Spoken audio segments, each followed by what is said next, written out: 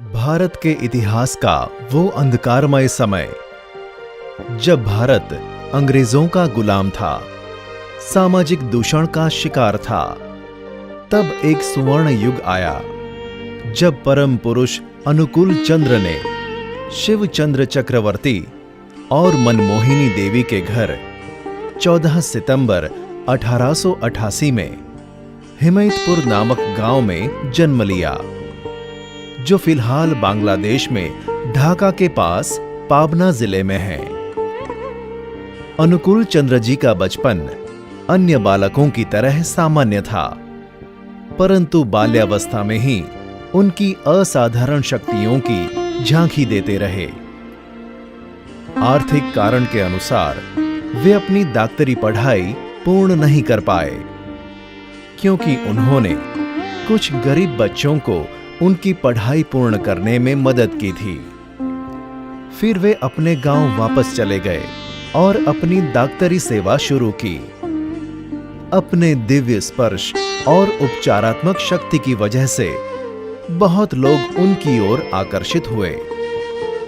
उन्होंने आध्यात्मिक ज्ञान के साथ साथ लोगों के साथ कीर्तन भी शुरू किए।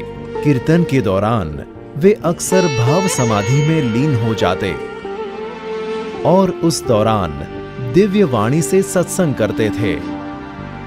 उनमें से कुछ पुण्यपुथी नामक पुस्तक में दर्ज हैं।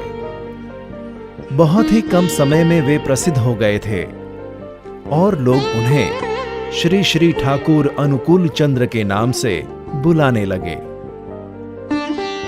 उन्होंने सामान्य से सामान्य आदमी तक आध्यात्म का ज्ञान पहुंचाने के लिए सत्संग नामक संस्था शुरू की, जहां वे वर्तमान से उपयुक्त होने का ज्ञान देते थे। कई धर्म के, जाति के और प्रांत के लोग उनके यजन, याजन और इष्टभृति के तत्व ज्ञान से आकर्षित हुए। श्री श्री ठाकुर वास्तव में ही इस युग के ईश्वर के दूत सद्गुरु हैं, जिन्होंने हमेशा निस्वार्थ प्रेम और दया भाव सिखाया है।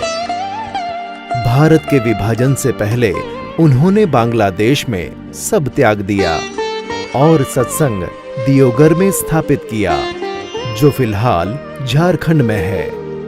वे एक उत्कृष्ट लेखक भी थे। उन्होंने 90 से अधिक किताबें लिखी हैं। श्री श्री ठाकुर से प्रभावित होकर अनेक महान विभूतियां जैसे देशबंधु चितरंजन दास, लाल बहादुर शास्त्री और गुलजारी लाल नंदा ने उनसे आशीर्वाद और ज्ञान प्राप्त किया है। सन 1969 26 जनवरी के दिन श्री श्री ठाकुर की दिव्य आभा इस पृथ्वी से चल बसी।